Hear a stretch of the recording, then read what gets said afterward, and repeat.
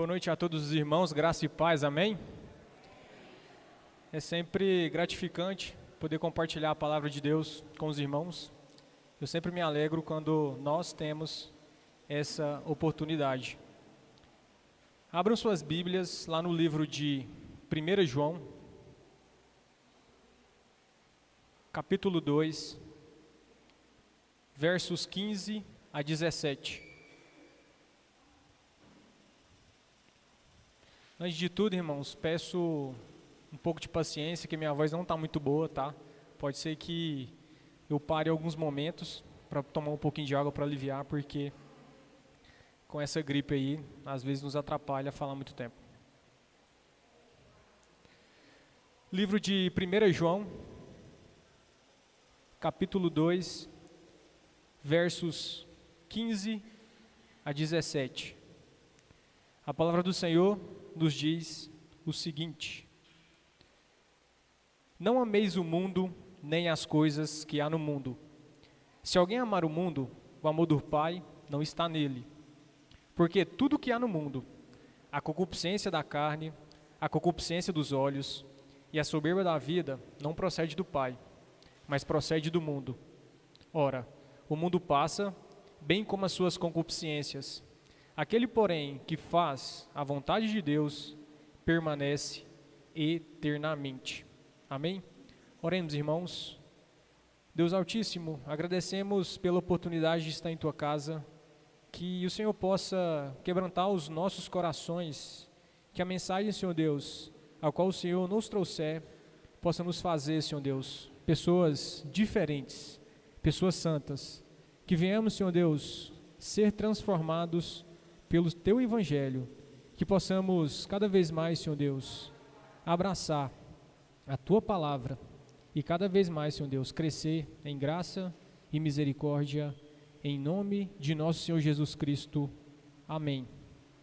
Pois bem, irmãos, eu trouxe esse texto porque eu acredito que é um assunto de extrema importância para que a gente possa aprender nesta noite. Vale lembrar que quem participou dos grupos os grupos nos cultos nos lares, sabe que nesse segundo semestre o pastor nos trouxe alguns estudos sobre as tentações a qual todo cristão sofre. As tentações aonde cada cristão tem a sua dificuldade. Foi estudos de extrema importância, foi estudos a qual nós crescemos, nós aprendemos, e esses estudos tinham como título As Tentações que os cristãos sofrem. Os últimos estudos, eu dei uma olhada antes de trazer esse texto. Os últimos estudos nós falamos de hipocrisia, falamos de julgamento, falamos de amargura e também falamos de cobiça. Então esses foram os últimos 4 estudos a qual foram trazidos, a qual foram ministrados por mim, pelo irmão Júlio, e também o pastor trouxe, um desses estudos também. E eu achei pertinente trazer o texto de 1 João, porque ele é bem enfático sobre as questões do mundo. E antes de começar a escrever o sermão, irmãos, eu comecei a dar uma olhada nos demais estudos. Coincidência ou não, o último estudo fala sobre a tentação da secularização da igreja. Então eu trago esse sermão com o seguinte tema: o mundo dentro da igreja. O que seria a secularização dentro de muitas igrejas? Pois bem, irmãos, a primeira pergunta que surge diante dessas dificuldades que a Igreja de Cristo tem enfrentado em nossos dias é sobre a secularização. E a resposta sobre o significado da palavra mundo, eu trouxe alguns itens para que a gente possa entender o que significa mundo. Nesse contexto, quando Cristo nos dá essa visão de mundo, não é o mundo criado, não é a criação de Deus. O mundo, nesse contexto, entendemos que é uma forma de governo. É como o mundo tem andado, é como o mundo tem influenciado, seja na cultura, seja na arte, seja no cinema. Nós percebemos que a secularização, ela tem seduzido a igreja. E entre esses significados, o primeiro item do significado de mundo é o seguinte: é um sistema de governo controlado pelo diabo. Pois bem, irmãos, e como eu respaldo isso? Lá no livro de 1 João, capítulo 5, versículo 19, diz que o mundo inteiro jaz no maligno. Então, quando nós vemos o que tem ocorrido no mundo, nós precisamos entender que o mundo jaz do maligno. Quando eu disse que é um sistema de governo controlado pelo diabo, é porque o diabo ele tem feito com que o mundo influencie a igreja, o diabo tem feito com que o mundo cada vez mais atinja o número máximo de pessoas. E ele não quer saber, independente da quantidade, independente de onde, ele vai fazer com que a sua forma de pensar, a sua forma de influenciar, faça com que sejamos pessoas que abracem aquilo que ele tem nos apresentado no mundo. Um outro significado de mundo significa vida secular em oposição às coisas de Deus. Como foi dito, o mundo ele é influenciado por essa força maligna. Então a vida secular nada mais é tudo que é oposição a Deus. Então nós percebemos que a nossa sociedade, ela tem cada dia mais sido oposta às coisas de Deus. Vemos constantemente o mundo ridicularizando a igreja, vemos constantemente o mundo tentando a todo custo apagar o nome de Deus em todas as esferas. Isso é triste, irmãos, mas infelizmente isso tem ocorrido. Creio eu que os irmãos têm visto várias notícias que só confirma isso que eu tenho trazido até o momento. E um outro significado para mundo é prazeres materiais e transitórios. Então, quando nós nos deparamos com pessoas que têm um desejo muito intenso pelas coisas do mundo, digo, seja riquezas, digo, seja fama, nós percebemos que as pessoas que não têm uma visão de Deus, elas têm buscado coisas materiais, coisas transitórias. O transitório, irmão, basicamente, são coisas que nós não iremos levar quando morrermos. Coisas que nós, como os filhos de Deus, não devemos colocar a nossa atenção. Não devemos gastar a nossa força. E, infelizmente, nós temos percebido que os prazeres materiais, ele tem substituído a glória de Deus. Ele tem substituído a palavra de Deus. Isso é triste, irmãos.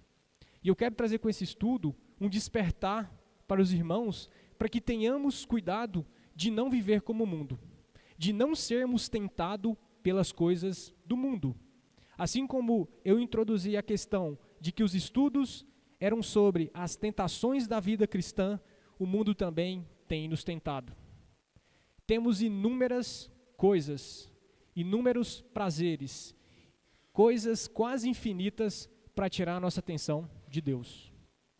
Isso é triste, pois vemos várias pessoas andando sentido ao caminho totalmente largo. Temos visto as pessoas ignorando o caminho estreito. E quando digo, irmão, sobre a questão de prazeres materiais, não quero dizer que vocês não podem sonhar, que vocês não podem trabalhar, procurar melhoria. Não é essa a questão. A questão é que os prazeres estão arraigados em nosso coração ao ponto de ignorarmos a Deus, ao ponto de deixarmos Deus de lado e focar nas coisas aqui do mundo. E a pergunta que não quer se calar, irmãos: até que dia estaremos vivos? Até que dia estaremos nesta terra vivos e a misericórdia de Deus nos cobrindo ao ponto de amar mais a Deus do que as coisas do mundo? Creio eu, até comentei mais cedo na escola bíblica dominical, se nós soubéssemos o dia que fôssemos morrer, se Deus desse uma data exata, eu acredito que todo mundo correria para fazer a obra de Deus. Todo mundo começaria a evangelizar, todo mundo ignoraria qualquer tipo de prazer transitório. As pessoas ignorariam qualquer coisa que não tivesse nas Sagradas Escrituras. E para complementar o significado de mundo, podemos também trazer a palavra mundanismo. O mundanismo, basicamente, é o que nós falamos, mas aqui eu irei trazer um resumo, um significado em 2 linhas, a qual irá deixar muito claro o que é mundo diante de Deus, diante desse contexto que o apóstolo João nos conduz a não amar o mundo, a não abraçar o mundo. Pois bem, mundanismo basicamente é dado aos prazeres do mundo, é o pecado de permitir que os apetites, ambições ou condutas sejam moldados de acordo com os valores do mundo. Pois bem, como comentado, infelizmente muitas igrejas têm sido moldadas. Então, quando ele fala condutas, ambições ou condutas que sejam moldadas de acordo com os valores do mundo. E trazendo para o nosso contexto, irmãos, a pergunta é: será que o mundo tem nos trazido algum tipo de conduta correta? Será que o mundo tem nos trazido coisas que nos faz meditar sobre o céu, sobre a vida eterna, sobre aquilo que Deus quer para as nossas vidas? Eu acredito que não. Muito pelo contrário. O mundanismo ele tem destruído as igrejas. O mundanismo ele tem conduzido as pessoas ao engano. E um pouco mais à frente, eu irei descrever alguns exemplos do que tem ocorrido em muitas igrejas que, ao meu ver, não tem nada de santo, não tem nada de sermos diferente. E basicamente, irmãos, santidade é ser separado. Quando diz ser separado, é basicamente sermos separados para Deus. Quando diz luz, nós devemos ser a luz, nós devemos ser a influência para com as pessoas. Quando diz que nós somos como sal, o sal ele vem para temperar, mas temperar o quê? Temperar esse mundo caído, esse mundo corrompido. Então, quando nós somos luz, quando nós somos sal, nesse mundo totalmente depravado, caído, infelizmente, nós temos feito totalmente o inverso. Porque devido a essas heresias que têm sido pregadas, esse mundanismo que tem adentrado a muitas igrejas, nos faz com que aprendamos cada vez menos de Deus. E isso, consequentemente, vai nos conduzir a não ter luz e muito menos ser sal. Não ser influência, mas ser influenciado.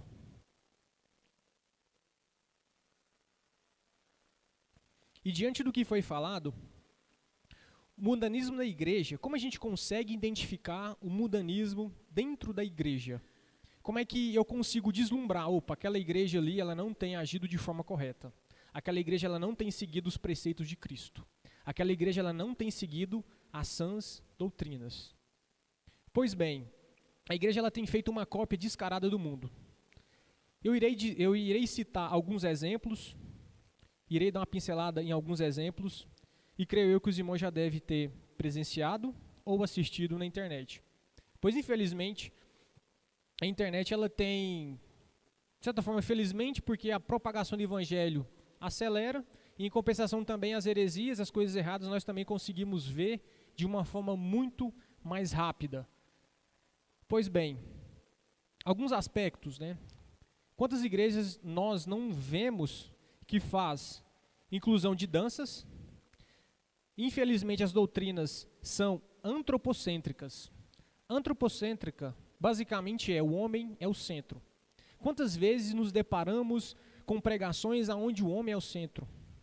Aonde, na pregação totalmente equivocada, da interpretação totalmente errônea, nós vemos que Deus é como se fosse um servo do homem, aonde só promete coisas, aonde o homem sempre vai ser o favorito, o homem sempre vai ser o foco, e nós vemos que Deus é deixado de lado. A glória de Deus é deixada de lado quando nós começamos a ser o centro das atenções. Vemos isso, irmãos, infelizmente. Infelizmente vemos coisas que nos deixa triste, escandaliza as pessoas lá fora, porque elas não conseguem entender o que se passa em muitas igrejas, porque elas não conhecem a verdade.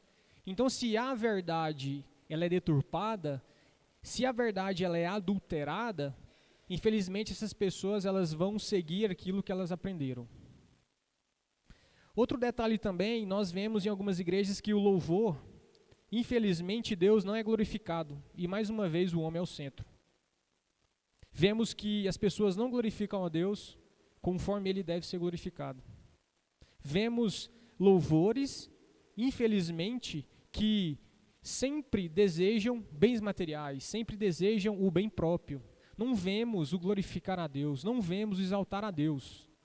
A pergunta que eu sempre me faço: se as pessoas não conseguem fazer uma música que glorifica a Deus, compor uma música que glorifica a Deus, vai em Salmos, cria uma melodia, porque em Salmos nós percebemos que aquelas pessoas de fato glorificavam a Deus, de fato exaltava o nome daquele que é sobre todo nome. Vemos de forma intensa que essas pessoas, Davi, os filhos de Asaf, nós percebemos que essas pessoas se derramam diante de Deus de forma sincera, reconhecendo o quão pecadores são e colocando Deus no devido lugar, que é no trono para ser adorado. Infelizmente também não deixaria de citar, muitas igrejas ainda fazem a famosa teologia da prosperidade, aonde infelizmente o foco é ganhar dinheiro. Infelizmente, aonde o foco é sempre estarmos bem, é sempre estarmos conquistando tudo. E esquecemos que a teologia sadia é aquela que ensina de Deus. A teologia sadia é aquela que nos reduz a nada. Porque Deus nos diz que nós não somos nada. Que Ele cresça e eu diminua. Vemos constantemente que a palavra de Deus ela tem sido adulterada. E infelizmente muitas pessoas têm sido levadas por esse tipo de teologia. Isso é triste. Olha o tanto de pessoas, irmãos, que estão adentrando ao inferno devido a ensinos totalmente antibíblicos. A nossa regra de fé tem que ser a palavra de Deus. O que está aqui tem que ser executado de forma totalmente cabal, totalmente de forma sincera. É claro que não iremos conseguir com a nossa própria força. Por isso que Deus derramou seu Santo Espírito para que sejamos capazes de executar o que está aqui. Porque pela nossa própria força, irmãos, não iremos conseguir ser santo, não iremos conseguir fazer as vontades de Deus e muito menos ser levado por Ele. Outra coisa também que eu tenho percebido, que tem aumentado muito nas igrejas, é a famosa teologia da autoajuda. Eu não sei se os irmãos já leram algum tipo de livro de autoajuda. O próprio nome já fala, né? Autoajuda. Só que isso é muito perigoso, irmãos. O nome já fala autoajuda. Aí eu pergunto para os irmãos, nós como seres pecadores, seres caídos, será que nós somos capazes de nos ajudar? Será que nós, em nossos pecados, em nossas dificuldades, será que nós somos capazes de nos ajudar? É claro que a resposta é não, irmãos. Quem irá nos ajudar é Cristo. Quem irá nos ajudar a sobressair, mais uma vez, é o Santo Espírito. Cristo, Ele disse, eu vou, mas não deixarei vocês órfãos. E Ele nos enviou o Espírito Santo justamente para que Ele nos auxilie, para que Ele nos ajude e nos conduza, irmãos, a ser ajudado por Ele.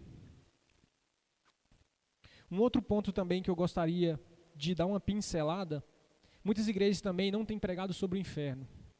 Vemos que na teologia atual de muitas igrejas neopentecostais, percebemos que não vemos um falar do inferno. Temos que entender, irmãos, que nós como cristãos, se cremos em céu, com certeza existe o inferno. Não tem como isentar esse tipo de assunto nas igrejas. O inferno basicamente vai ser um local aonde as pessoas que não receberam a Deus irão. E isso eu tenho percebido que falta. Falta pregação da Bíblia, falta falar coisas que de fato vêm nos edificar. Pode perceber que na maioria dessas teologias temos visto a ausência de inferno. E o inferno, irmãos, ele é real. Me lembro de um verso que uma vez que li ele me impactou muito. Não lembro exatamente onde que está, nesse exato momento, mas ele fala o seguinte: não tema aquele que mata só a carne, temei antes aquele que pode matar a carne e lançar para o inferno também. E essa pessoa, irmãos, é Deus. Não pensem vocês que o inferno é o capeta que vai comandar, é o diabo que vai comandar. Isso é fábula. O inferno foi feito por Deus. Prosseguindo, além da ausência de inferno, vemos também a ausência de arrependimento. Então vemos que as pessoas adentram em muitas igrejas e não percebemos mudança de vida. Quando temos um encontro com Deus, temos mudança de vida. Não digo que é de uma forma totalmente instantânea. Temos que entender que a vida com Deus, a santidade, ela é gradual. É o meu relacionamento com Deus, dia após dia, que vai me conduzir para ter uma intimidade maior com Ele. É esse conviver com Deus todos os dias que Ele vai quebrantar o meu coração, que Ele vai gerar esse arrependimento. E nós, ao decorrer dessa caminhada, vamos perceber que nós não somos nada, que nós somos meros pecadores que foram salvos pela graça de Cristo. Temos que entender que nós não merecemos nada. Temos que entender que Deus tem que ser o centro das nossas atenções, o centro da nossa vida. E uma outra coisa que temos visto também que é ausente é a santidade, que basicamente que se não tem arrependimento, consequentemente não teremos santidade. E dois últimos pontos, infelizmente temos visto um falso evangelho. E consequentemente, o falso evangelho ele faz com que a nossa carne seja satisfeita a todo custo. E é assim, irmãos, irmos rumo ao caminho estreito se continuarmos tendo uma conduta a qual o mundo quer que tenhamos, que sejamos diferentes, que sejamos pessoas que tenham uma vida com Deus intensa e que venhamos cada vez mais buscar o verdadeiro evangelho.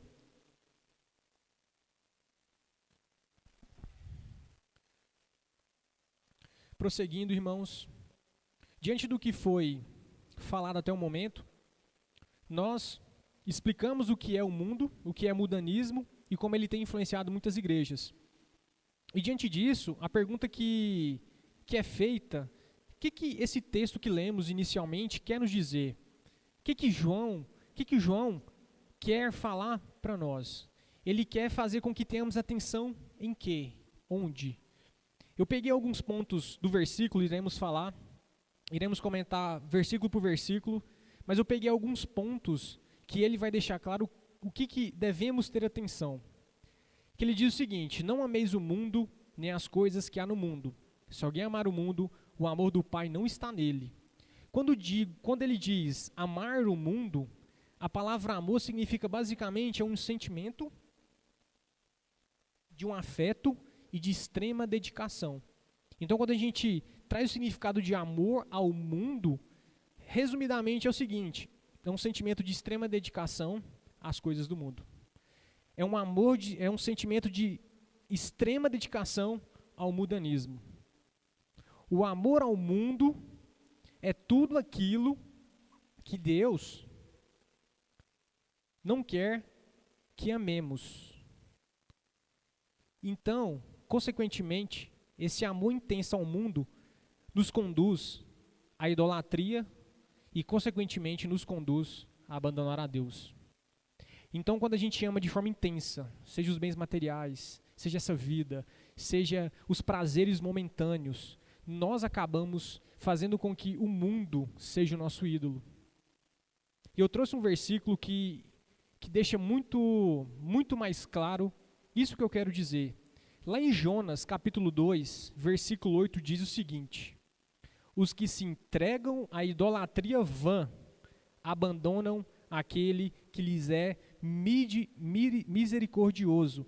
Então esse versículo deixa claro o seguinte: quando nos entregamos à idolatria, automaticamente nós abandonamos a Deus.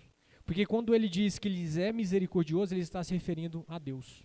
Ele está se referindo que nós, como idólatras, abandonamos praticamente tudo que diz respeito a Deus, a seu Filho. Nós abandonamos e ignoramos a obra de Cristo, nós ignoramos e abandonamos também o Espírito Santo, e automaticamente, irmãos, cada vez mais que a idolatria vai se arraigando em nossos corações, cada vez mais nós distanciamos de Deus. E prosseguindo por versículo 16, porque tudo que há no mundo, a concupiscência da carne, a concupiscência dos olhos e a soberba da vida, não procede do Pai, mas procede do mundo. Pois bem, concupiscência, o significado basicamente, quando diz concupiscência da carne, traduzindo, prazeres da carne. Quando diz concupiscência dos olhos, prazeres dos olhos. E quando diz soberba da vida, orgulho da vida. Então aquela pessoa que tem sido levado pelo mundo, ele sempre vai ter os prazeres da carne muito mais inclinado. quando ele está no mundo, quando ele tem tido esse governo mundano em sua vida, os prazeres dos olhos vai satisfazer ele muito mais do que as coisas de Deus. Como disse anteriormente, abandonam a Deus, ignoram a Deus por prazeres carnais, por prazeres transitórios, e infelizmente essas pessoas cada vez mais se emaranham em uma vida totalmente depravada. Seguindo para o versículo 17, diz o seguinte: ora, o mundo passa, bem, como a sua concupiscência, aquele porém que faz a vontade de Deus permanece eternamente. Então no capítulo 17 ele deixa claro que tudo que vemos do mundo, ele vai passar. Essa forma com que o mundo tem sido administrada, pelo fato de ser jaz do maligno, vai passar. Essas concupiscências, esses prazeres, essas vontades, vai passar. São coisas transitórias, são coisas que é como fumaça. E eu complemento com o seguinte versículo, lá em João, capítulo 5, 24, nos traz a seguinte afirmação: em verdade vos digo, quem ouve a minha palavra e crê naquele que me enviou, tem a vida eterna, não entra em juízo, mas passou da morte para a vida. Pois bem, irmãos, por que eu trouxe esse texto? Justamente é para complementar sobre essa questão de que o mundo é passageiro. Mas nesse texto de João 5, 24, olha que afirmação: quem ouve a minha palavra e crê naquele que me enviou tem a vida eterna, não entra em juízo. A questão aqui, irmãos, a palavra crer, também temos que ser, nossa fé ela tem que ser prática. A nossa fé ela não pode ser somente teórica. A nossa fé ela não deve ser somente o recitar versículos, o memorizar versículos, mas eu acredito que o crer é viver para Deus. Quando nós vivemos para Deus, isso é notório. Quando vivemos para Deus, nós entendemos que só temos a Ele. Nós entendemos que Ele é o mais importante de nossas vidas.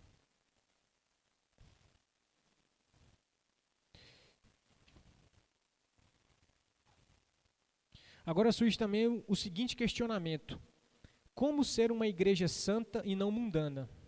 Nós falamos o que é mundo, nós falamos o que é mundanismo, como ele infelizmente tem adentrado a muitas igrejas, e diante disso, a pergunta que surge nesse estudo: como ser uma igreja santa? Como ser uma igreja que não tenha o mundanismo instalado, não tem ideias mundanas, coisas do mundo, apetrechos do mundo? Como? O primeiro item aqui, ele é bem explícito. Basicamente, é não fazer as coisas que foram ditas anteriormente. Então, basicamente, esses exemplos que eu dei anteriormente do que se tem feito em muitas igrejas, como ser uma igreja santa? Fugir dessas coisas. Fugir do mundanismo. Fugir do pragmatismo. Fugir de todas as coisas que não tem nada a ver com Deus. E nós, irmãos, em nossas caminhadas, eu creio que nós temos a inteligência e o entendimento de saber o que é de Deus e o que é do mundo. Que não venhamos nos distrair. Então, seguir à risca de forma prática todas as ordenanças de Deus de acordo com as Escrituras Sagradas. Então, a nossa igreja, ela vai ser santa. Ela vai ser cada vez mais santificada se nós seguirmos à risca, de forma prática. Como eu disse anteriormente. De acordo com o quê? Com as Sagradas Escrituras. E não o que o mundo tem ditado. A nossa regra de fé é as Sagradas Escrituras. E olha aqui que Tiago diz, lá Tiago 1, versículo 22, sejam praticantes da palavra e não apenas ouvintes, enganando a vocês mesmos. Foi o que eu disse anteriormente. Devemos crer, mas também devemos ter uma prática daquilo que temos lido, daquele conhecimento que nós temos absorvido. Nós precisamos colocar em prática tudo que temos aprendido na igreja. Tudo que temos aprendido, seja com um sermão na internet, seja com alguma conversa informal, onde Deus é o centro dessa conversa, nós podemos ser edificados, irmãos, de várias formas. Mas também tem a possibilidade de cairmos também de todas as formas. Então, que sejamos praticantes. Que sejamos pessoas que siga, arrisca tudo que está nas suas Sagradas Escrituras. aproveitando para exemplificar. Os puritanos foram pessoas, não lembro agora, mas acho que século 17 e 18, eram pessoas que eram dedicadas de forma intensa à palavra.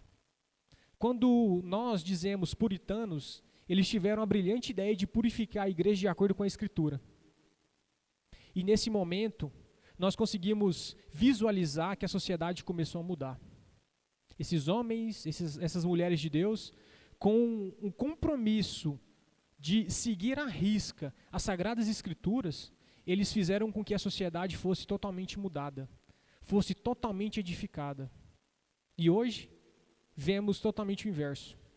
Vemos que, infelizmente, a igreja ela não tem tido tanta força, mas que venhamos buscar viver de forma fiel à Sagrada Escritura, irmãos. Para que sejamos luz, para que sejamos sal, para que sejamos de fato pessoas que influenciem o mundo e que não sejamos influenciados pelo mundo.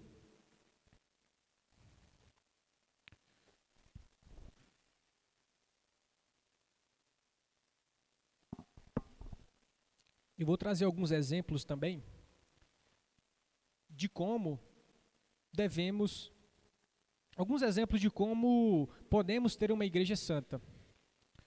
Eu coloquei o seguinte: nós, como igreja reformada, nós seguimos as 5 solas. As 5 solas, acredito que muitas pessoas conhecem, mas eu irei citar aqui as 5. E eu acredito que essas 5 solas, ela nos ajuda a ser conduzido de forma bíblica. Porque ela nos dá algumas instruções que vai nos manter firme. Não somente as igrejas reformadas. Tenho percebido que algumas igrejas têm aderido a essa forma de aplicar a ordenança da igreja, de como ela é organizada. Pois bem, as 5 solas, a primeira é a seguinte: sola escritura. Então, como igreja reformada, sola escritura significa somente a escritura. Solo Christus, somente a Cristo. Solocratia, só a graça. Sola fide, só a fé. Sola deo glória, somente a glória de Deus. Então nós percebemos que esses itens das 5 solas têm respaldo bíblico. Somente a Escritura, palavra de Deus. Somente Cristo, aquele que nos salvou. Aquele que pagou um alto preço para que fôssemos salvos de toda a condenação que estava sobre nossas vidas. Somente a graça. Nós só vivemos, só estamos aqui pela graça de Deus. E graça, irmãos, é um favor imerecido. Me lembro que, até comentei com os meninos mais cedo também, Deus não nos deve nada. Se Ele dizimasse toda a humanidade, Ele ainda estaria em sua plena justiça. Mas pela Tua misericórdia, pelo Teu amor que nos amou, Ele nos deu de graça a salvação. E claro, a graça ela só é válida quando a gente crê naquele a quem Ele enviou, que é Cristo. Cristo que é a ponte que vai nos conduzir à misericórdia de Deus, à graça de Deus. Sola fide, somente a fé em Deus. E por último, sola deo glória, somente a glória de Deus. Então nós percebemos que esses 5 pontos nos traz, de forma bem simplificada, como as igrejas todas, deveriam ter uma visão. E do que foi dito inicialmente, irmãos, eu acredito que somente a Escritura tem faltado em muitas igrejas. Somente a Cristo, infelizmente Cristo tem sido substituído por muitas coisas. Só a graça, as pessoas têm abusado da graça. As pessoas têm pecado de forma desenfreada, dizendo que Deus é Deus de graça. Mas só que esquecem que Deus também é Deus de justiça. Então vemos que as pessoas elas pegam alguns itens de Deus que lhe agrada e ignoram aqueles que lhe desagradam. E somente a glória, irmãos, estamos aqui justamente para glorificar a Deus, para aprender de Deus. E partindo para a conclusão, surge uma outra pergunta: o que Deus espera da sua igreja? Diante do que foi dito, diante do que nós estudamos, dos exemplos errôneos de muitas igrejas, dos exemplos a qual nós como igreja reformada seguimos, qual tipo de igreja que Deus espera que nós sejamos? Pois bem, irmãos, peço até para vocês abrirem, a resposta está lá em 1 Pedro, capítulo 1, Iremos ler do versículo 13 até o versículo 16.